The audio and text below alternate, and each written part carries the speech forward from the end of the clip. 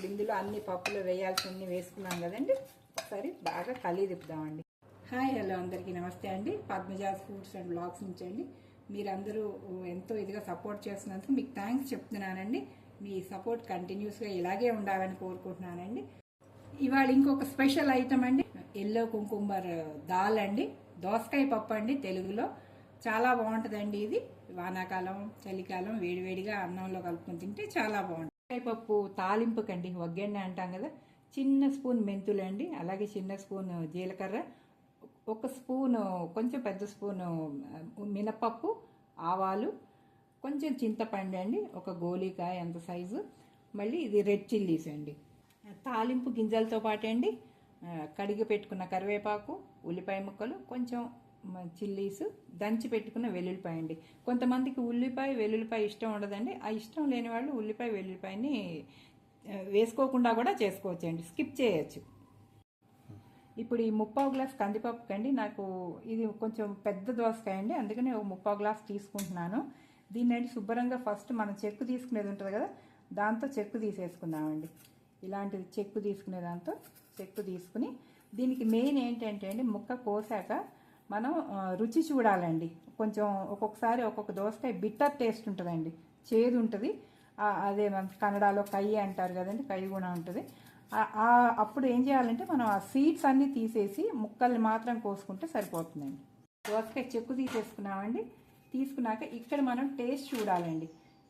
ఇది గిన చేదు ఉంటే పప్పు అంతా చేదుగా ఉంటుందండి, అందుకని ఇక్కడ చిన్న ముక్క తీసుకుని మనం టేస్ట్ చూడాలండి. చేదు ఉందండి కాబట్టి ఈ సీడ్స్ అన్నీ తీసేస్తున్నానండి.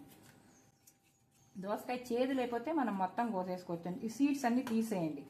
ఈ దోసకాయ పప్పుకి మనం గమనించాల్సిన విషయం ఇది ఒక్కటేనండి, ఇదైతే పప్పు అంతా చేదు వస్తుంది అన్నమాట. కందిపప్పునండి 2 సార్లు కడిగేసి 1.5 గ్లాస్ నీరు పోసుకుని ఒక హాఫ్ అన్ అవర్ పక్కన పెట్టేస్తానండి. మీకు టైం లేకపోతే 15 మినిట్స్ చాలండి, 10 to 15 మినిట్స్. నాకు టైం ఉంది కాబట్టి హాఫ్ అన్ అవర్. 3/4 గ్లాస్ కందిపప్పు అండి, 1.5 గ్లాస్ నీరు పోసుకుని పక్కన పెట్టుకున్నానండి. నానుతుందండి లోపు. పప్పు ఒక పావు గంట నానిందండి. మనకి టైం లేకపోతే ఇమీడియట్గా పెట్టుకోవచ్చండి. ఇప్పుడు స్టవ్ వెలిగిస్తాను. దీంట్లో కొంచెం కరివేపాకండి, కడిగి పెట్టుకున్న కరివేపాకండి, కొంచెం చిల్లీస్ అండి, ఒక 1 or 2 గ్రీన్ చిల్లీస్ అండి, గ్రీన్ చిల్లీ పీసెస్, కొంచెం ఆనియన్ అండి. ఆనియన్ ఇష్టం లేని వాళ్ళు స్కిప్ చేయొచ్చు అండి. ఇప్పుడు సన్నగా కోసి పెట్టుకున్న గింజలు తీసి కోసి పెట్టుకున్న దోసకాయ ముక్కలండి, ఎల్లో కుంకుమర్. మీకు ఈజీగా ఎంత తొందరగా మీకు చేసుకోవడానికి వీలుగా ఉంటుందో అంత తొందరగా చేస్తున్నానండి. చాలా బాగుంటుందండి ఇది. దీంతో పాటు కొంచెం చింతపండు అండి. కొంతమంది ఒక 1 టమాటో కూడా వేస్తారు, కానీ నేను ఇప్పుడు టమాటో వేయట్లేదండి, చింతపండు వేస్తున్నాను. ఈ చింతపండు నీళ్ళలో బాగా మునిగేలాగా వేసేసుకోండి. ఇప్పుడు 1 స్పూన్ సాల్ట్ అండి, మీ రుచిని తగ్గట్టు మీరు వేసుకునే పప్పును బట్టి వేసుకోండి. తర్వాత రెడ్ చిల్లీ పౌడర్ అండి, ఇది కూర కారం అండి. ఇది కారం పట్టించేటప్పుడే కొంచెం మెంతులు, జీలకర్ర, ధనియాలు వేసి పట్టిస్తామండి. అది తర్వాత నేను చెప్తాను కూర కారం ఎలా పట్టాలో. కారం అండి, ఎర్ర కారం, మన కూర కారం. ఇది చిన్న స్పూన్ అండి, దీంతో 2.5 స్పూన్లు వేసుకున్నాను. ఒక హాఫ్ స్పూను పసుపు అండి, turmeric powder, red chilli powder, salt, పసుపు, ఇవన్నీ కూడా నేను గాజు సీసాలో వేసుకుంటున్నానండి. అలాగే ఐరన్ స్పూన్స్, స్టీల్ స్పూన్స్ మంచిదిగా అంటున్నారని అన్ని చెక్క స్పూన్స్ కొన్నానండి.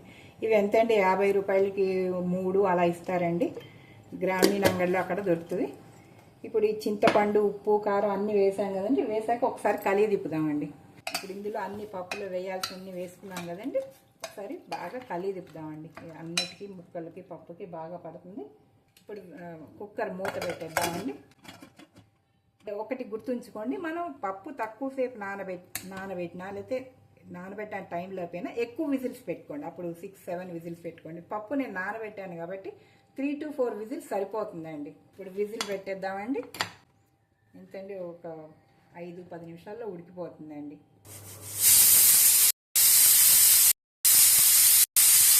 విజిల్స్ వచ్చినాయండి. ఇది 5వ విజిల్ అండి. పప్పు ఉడుకుతుండగానే మంచి స్మెల్ వస్తుందండి, అదే మనకి గుర్తు. పప్పును దోసకాయ ముక్క బాగా మగ్గింది. ఇప్పుడు ఆఫ్ చేస్తున్నానండి. ఇది కొంచెం కూల్ డౌన్ అవనివ్వండి. కుక్కర్ కూల్ డౌన్ అయిందండి. ఇప్పుడు పప్పు బాగా ఉడుకుతుంది. దీన్ని ఒక్క మెదిపి తాలింపు వేసేస్తే ఇక్కడితో మనకి పప్పు అయిపోయినట్టేనండి.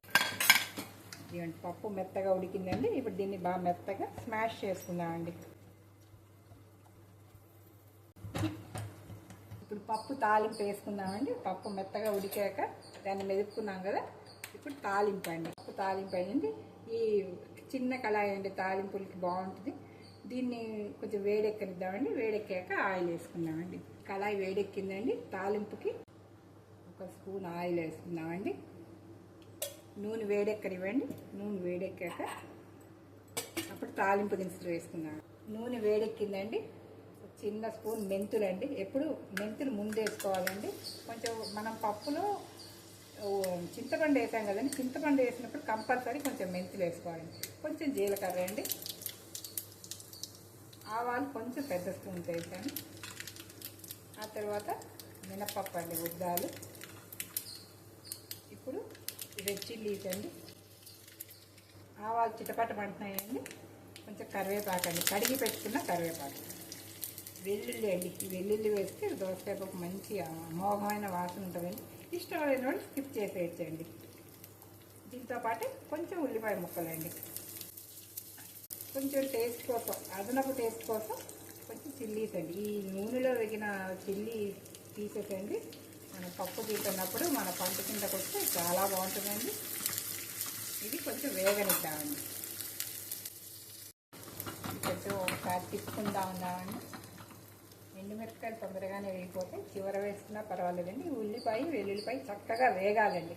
వేగుతూనే అప్పుడు తాలింపుకు వాసన, పప్పుకు గమగమ. తాలింపు వేగిపోయిందండి, ఒగ్గన్నే వేగిపోయింది. దీన్ని ఇప్పుడు పప్పులో వేసేసుకోవడమేనండి.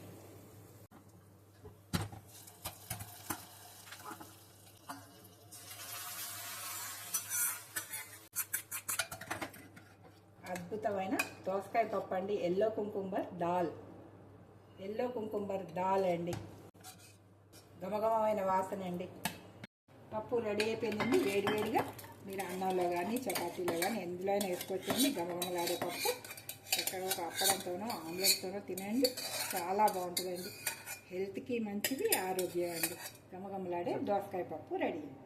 మీ అందరికీ చాలా థ్యాంక్స్ అండి. మీరందరూ నన్ను ఎంతో ఇదిగా సపోర్ట్ చేస్తున్నారు.